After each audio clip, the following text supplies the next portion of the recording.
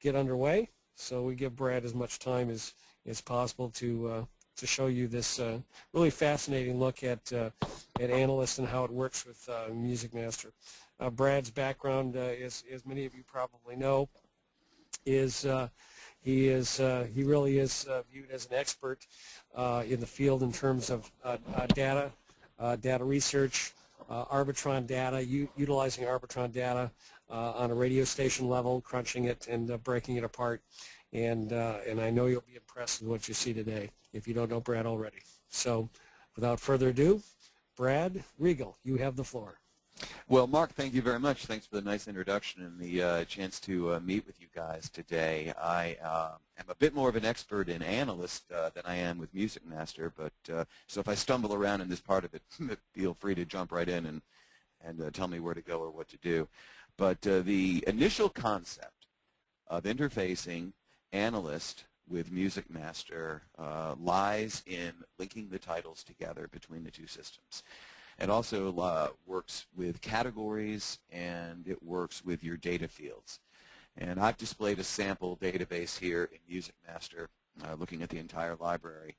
And there are a number of fields that are set up here, and what we're going to do is change the display and talk about setting up those fields.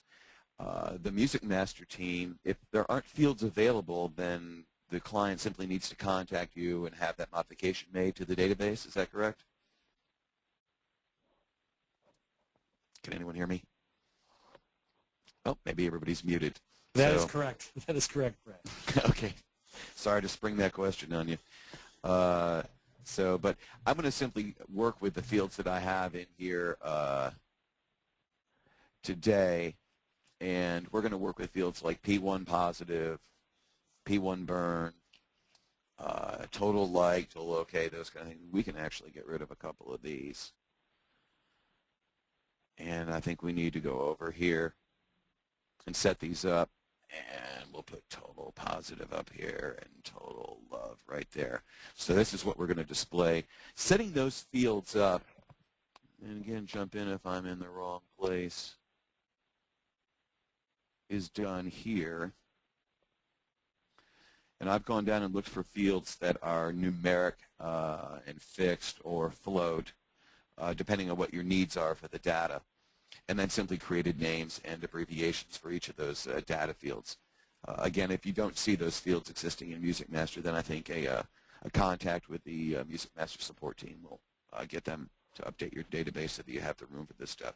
This particular demo database has a ton of fields, some of which we're not going to use, but we are going to use some of these here, the total positive, total love, the stuff that we've now displayed on the screen. And you can see at this time that the data is empty, and if we look at like a power category, you can see I've now got displayed empty data there. Now, if you're in the process of updating data, you have a new test, but previous data exists in here, and you're going to put it in the same fields, then I believe you can simply highlight these fields in MusicMaster, hit the delete key, and it would clear the fields for you. I guess we'll show that at the other end once we get the data linked in. So you're set up at this point with categories, with your fields, what you want to display.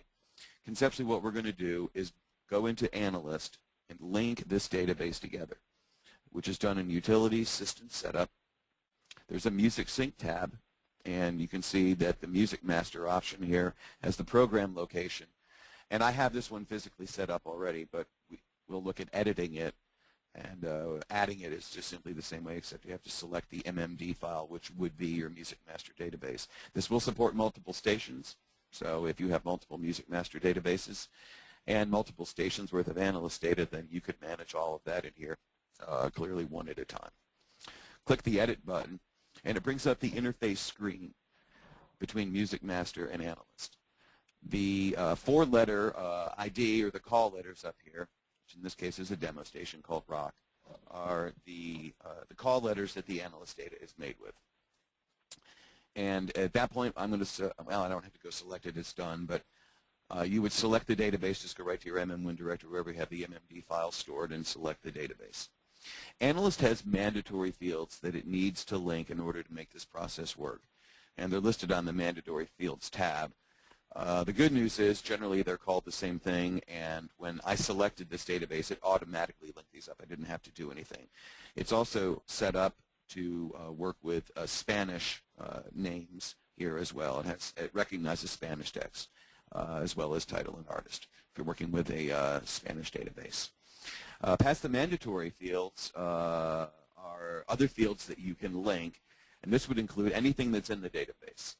And when I click the Add button, you will see all of the fields that have been brought over or can be brought over from MusicMaster, and including the scores that we're going to be talking about, like the P1s. And I'm going to go select the total scores too. There's my total scores right there. Can also bring over something like a tempo. And let's see, what else would we like here? Library plays. What about an artist keyword? Helpful for sorting. You're going to be able to display these fields in Analyst once you have the songs linked. So it may be helpful for you to, when you're building a category, see particular tempo or to have availability of the artist keyword for certain types of sorts, that kind of thing.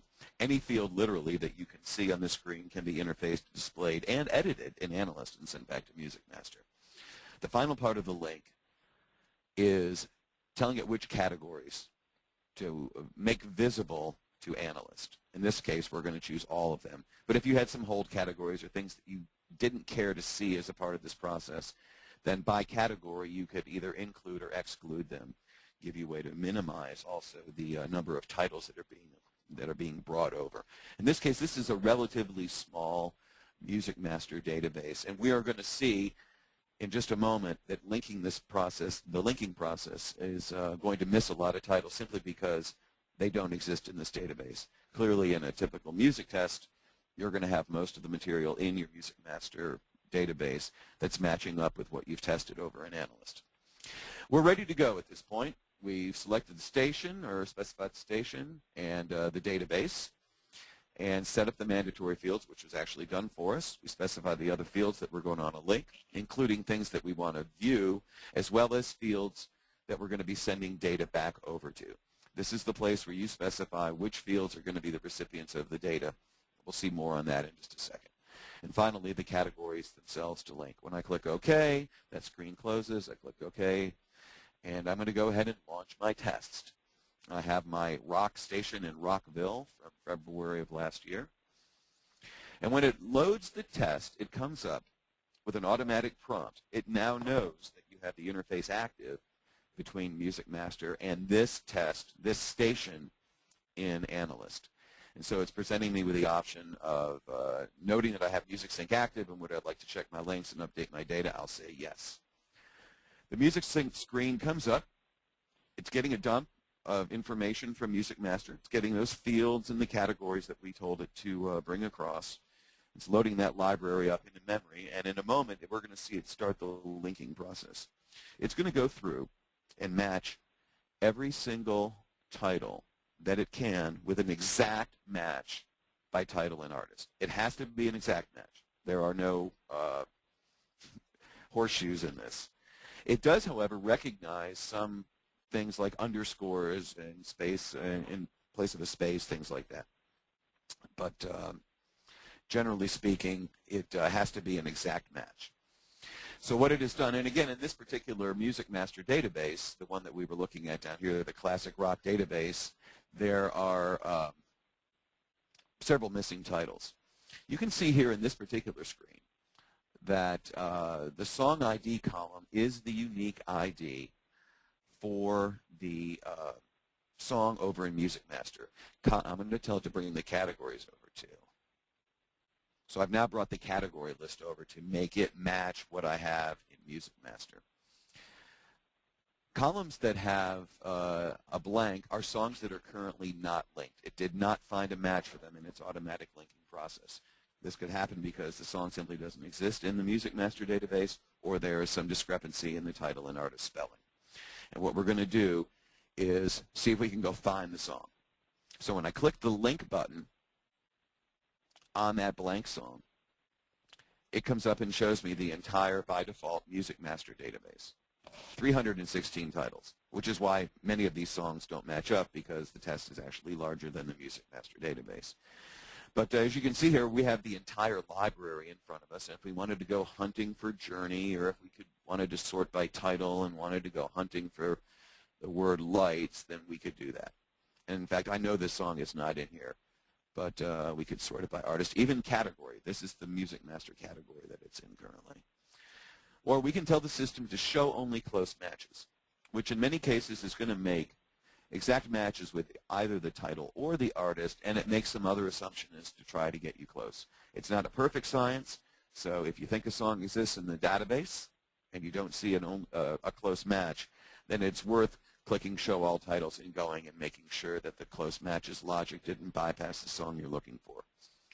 In this case, Lights by Journey is simply not in this database. It doesn't exist. Now, at this point, I could go back to MusicMaster and add the song if I want to, and reinitiate the linking process, and then it would see the song. For purposes of our demonstration today, we're simply going to kind of click through this and link as many songs as we can, and then move on with the presentation. Since this is not able to be linked, I don't want to click the link button, because right now, if I clicked it, it would link any way you want it with lights. We don't want to do that. And we could do the same thing with Steppenwolf, which I know also doesn't exist in here, but Magic Carpet Ride does. We don't want to link that. We might say, I don't want to click all the way through each one of these things. I'm missing a bunch of them, which hopefully in your test process, you'll come up with many more links, because your database and your music test will align themselves much more closely. But there are title and artist spelling discrepancies, and this is where they're fixed. The easy way to move through this process is to use the auto link feature. And when you click auto link, it's going to basically do what we did with link, but it's going to move you song to song to song to song. It's going to just jump down the screen and move us through these unlinked titles. We'll do a couple of these until we find one to link, and then we're going to quit out of this and keep moving with the presentation. But auto link jumps on to the next one. That's not it. I don't have a match. I'm going to say next. American Pie is not in there. And I'm going to click next. Lean on Me is not in there. Here Comes the Sun is not one of the Beatles songs in here. Brown Eyed Girl doesn't match Moondance. We're going to hit a match here in just a second. There we go. Small Town, John Mellencamp. Small Town, John Cougar Mellencamp. We want to link that title. You can see behind us, if I can move this out of the way, Small Town is where the highlighter currently is. If I click link, then it will have updated the title back here. So that's the process. We can, I think there's Open Arms. We already decided. We don't have that. Journey, Blinded by the Light Man for Men. Great. Okay. So we're going to stop auto-linking.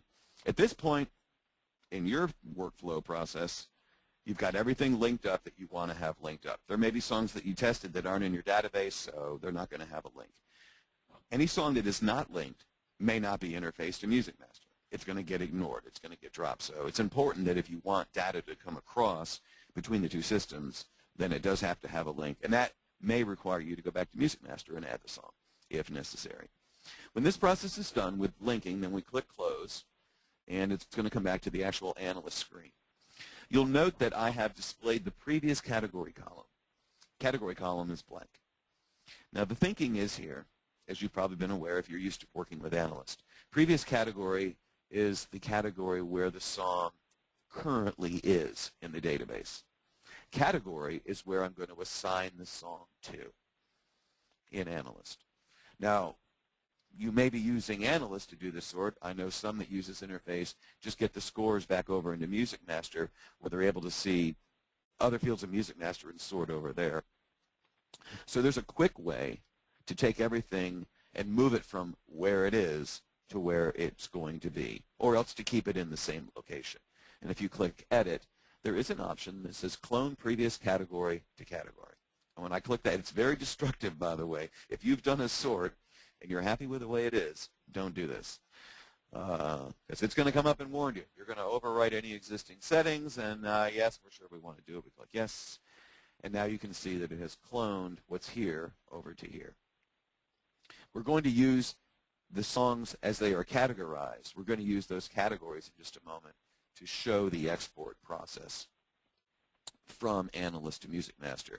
So songs have to be assigned to categories to make this process work. You don't have to update those categories in the linking process, however. Some of the other options that are available to you once you have this interface active is to go into Analyst, and with the where you set up the columns, the non-data columns, I'm going to go to code columns, and here now I see all of the fields that I have currently interfaced from MusicMaster. If I want to show something on the screen like artist keyword or my library plays or my tempo, I can double click to do it too. I can click OK, and now those fields become available in Analyst. And if I even wanted to edit them, then I could click Edit, and I would be able to go, I'm not going to make any changes here, but I would be able to go in and make certain changes, like maybe I decided, well, maybe I will change it, that Hotel California is really 3s rather than 5s. At this point, let's say you finished your sort, and you want to do the export to Analyst. Oh, one other thing, let me back up. The fields that I now have displayed here are also currently available in the category screen. And on the Detail tab, with this interface active, you also have a second tab that comes alive in Analyst for song codes. And there, basically like your song card screen, are the other fields as they exist in MusicMaster at this time. So if it's handy for you to have extra fields available in Analyst, then make sure you set them up in the linking process. They'll be available to you here in these various places. So I'm ready to send some scores over to MusicMaster. One thing I need to make sure I have done at the top of the screen is to have the scores displayed here that I'm going to be sending over, because it is the scores that are currently displayed that are the ones that are going to be available to us in the export process. With everything ready to go, I'm going to click File, Export, and then Music Sync Export to MusicMaster will be the first option.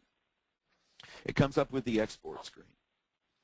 The very first screen, the Start screen, it is giving us a warning that we have unlinked titles.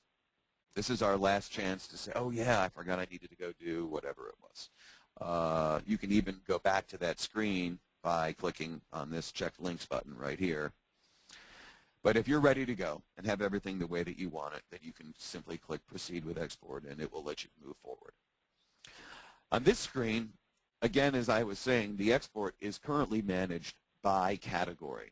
I expect in a pretty soon-to-be-released update that there'll be a way to simply tag songs and export them here. But at this time, you can do it by category, although you don't have to export the category assignment.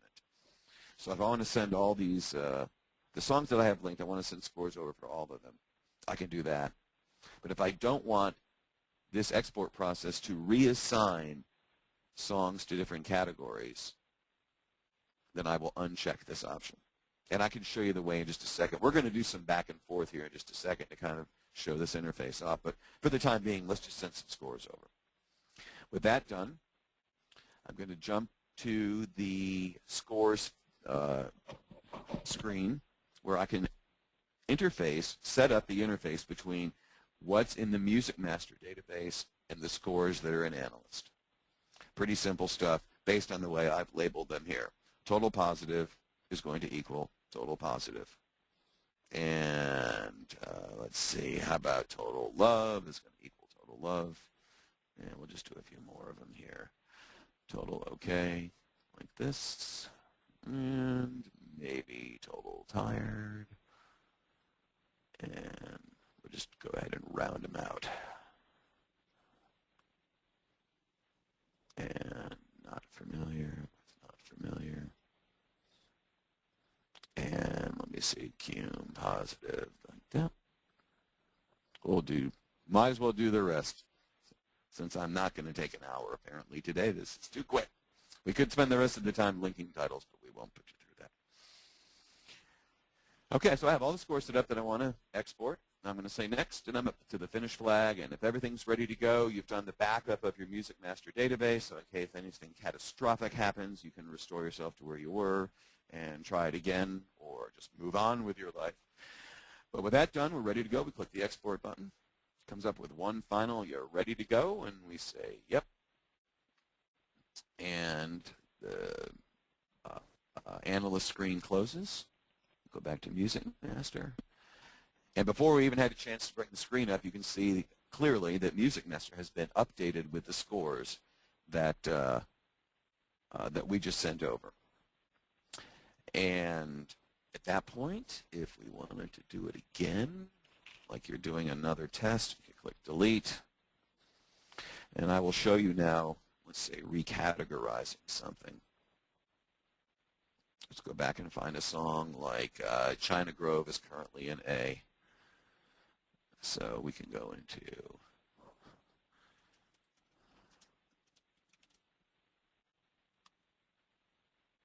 that's the one. And I am going to take China Grove and I'm going to move it to a B. At this stage of the game, we're going to export. We're going to move through a couple of these real quick just to show this off, and I think I'm going to just send over category B, but I am going to export category assignments this time. Once I have the category assignments thing checked, the conflict screen is presented to us. You note that we skipped over it before because we weren't exporting category assignments. So analysts knew it didn't matter whether you had conflicts or not.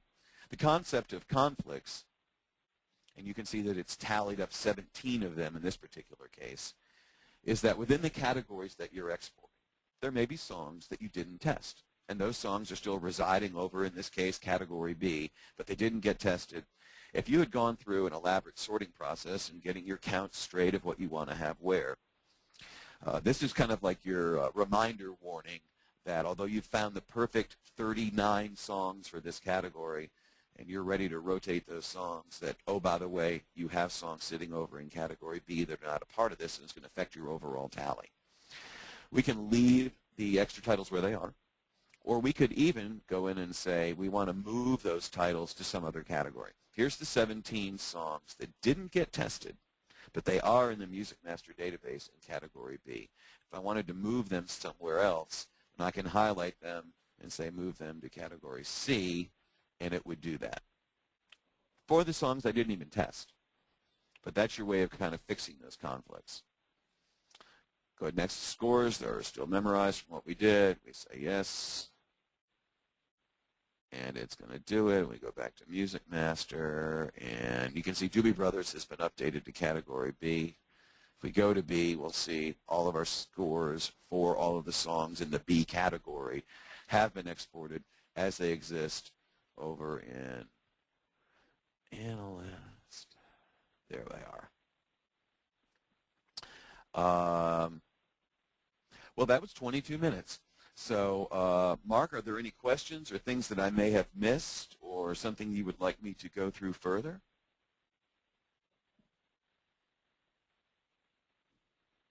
Well, let's see if we do have any questions. I don't have any questions online here. I'm just curious whether there might be an opportunity for us to talk about potentially how to utilize, and I'm going to throw just kind of a softball out to the rest of the panel here today, about maybe how we can utilize these research scores in MusicMaster. Maybe that's something we should address today. Joe or Jill, do you think that might be an opportune time to bring that up? Because one of the things that I find in talking to customers all the time, Brad, is that they spend a lot of time using your product or in spending money on research, and they get all these numbers, and then they get them into their scheduling system where they don't, and hopefully today more people will use your product and realize that they can bring it right into MusicMaster, but then utilize the functionality of the software to take advantage of those scores. Well, I think, Mark, you're certainly correct that, when you have analysts set up, like Brad's just showed you, you can say, okay, these are the total positive numbers. And so now we're going to bring that TPPOS column over here, and now we might start to think about what we can do as far as sorting this list. So if we sort this list and decide that, you know, a number, say above 70, is the most positive number we have, or whatever, you know, whatever range of numbers you happen to have, now you can start to do some very interesting things. First of all, that might help you decide categories. You might decide that something that's more positive goes into a category that spins more often. Or you, not or, but and what you also might want to do is to do some mixing with those fields. So if you have different scores in the different fields, say the like score and the positive score that you see on the screen right now, we might decide that we want a blend of that in an hour to create, and I know there's certainly one person who does this, one group that does this, which is flow. So as you're going through an hour or a quarter hour of your particular radio station, how often do you want to hear something that maybe tests a little lower? You want to make sure that's surrounded by things that test higher. So at that particular point, we can set up rules in the system that indicate how often they'll show up, how often they appear in the hour, what they segue to, those kinds of things.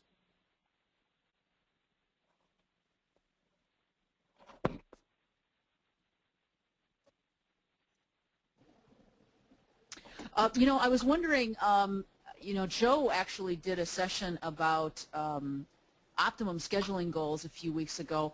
I'm not trying to put you on the spot either, Joe, but I was wondering maybe how maybe we could join in here and we could talk a little bit, you know, with the rule tree about how we could do that. Well, if you can hear me, then I might be able to do you're it. fine. Okay. You're loud and clear.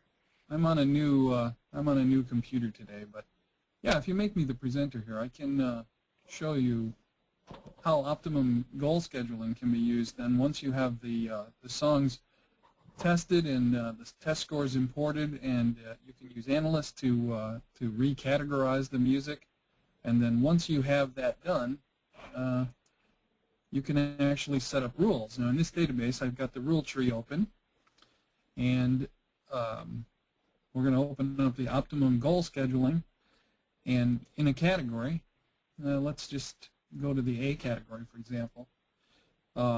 If you have, in this database, we have a total positive, total negative, and a tune-out factor. But let's say we brought in the total positive and total negative from Analyst, and we have fresh scores. What this will do, if you add this goal as an optimum goal scheduling goal, and of course you'd have your other goals like optimum song rest, optimum hour exposure, and so on.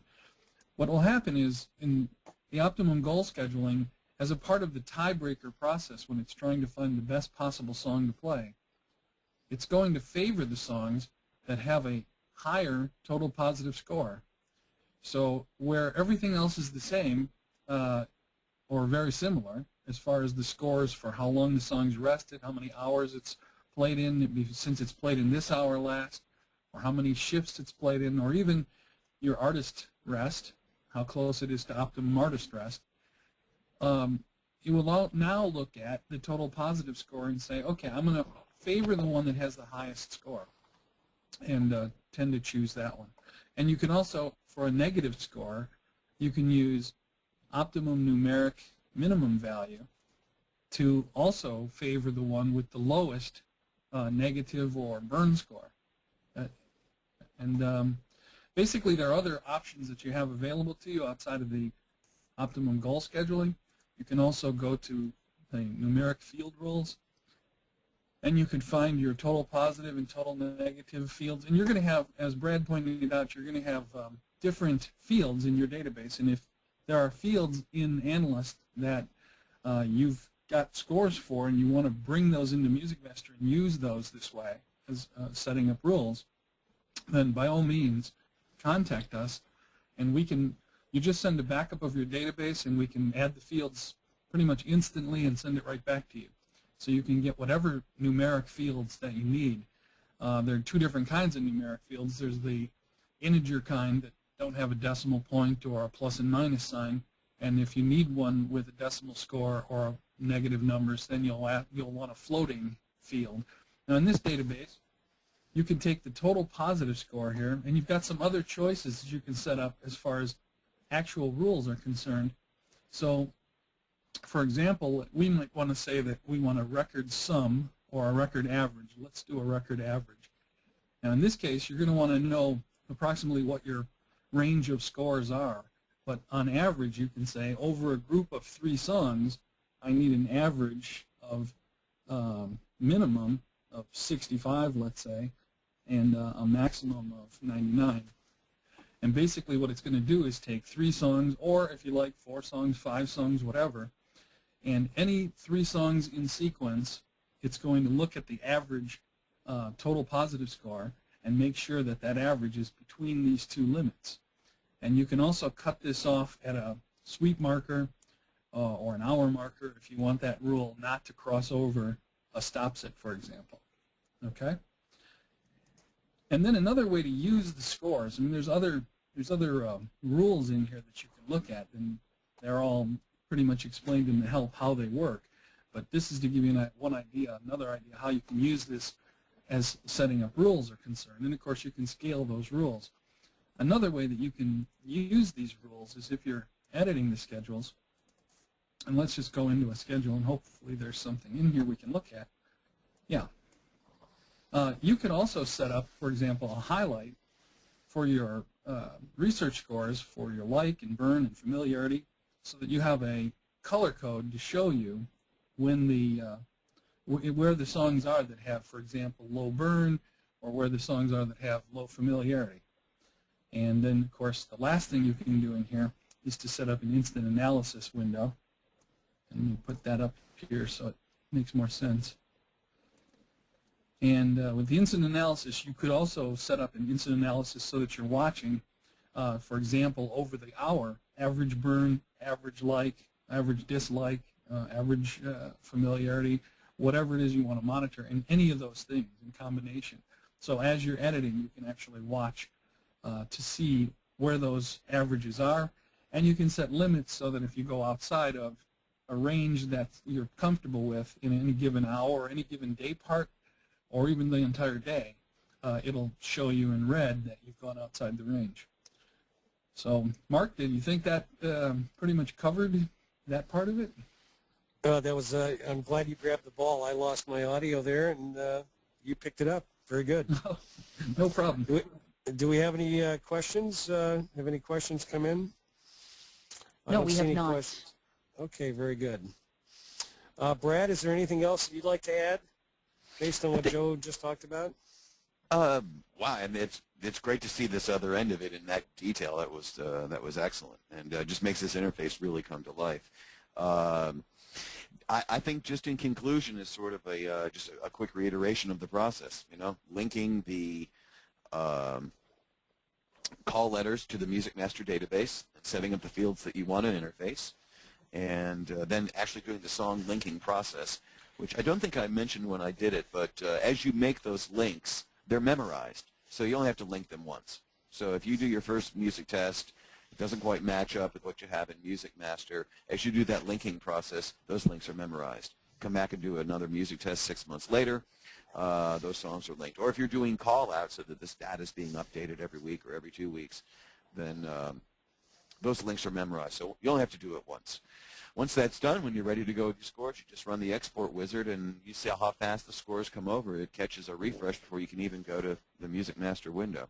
So it's really a very powerful interface, and something that's been great to have worked out with you guys. And I appreciate the opportunity today to show it off a little bit and to address any concerns that people might have had.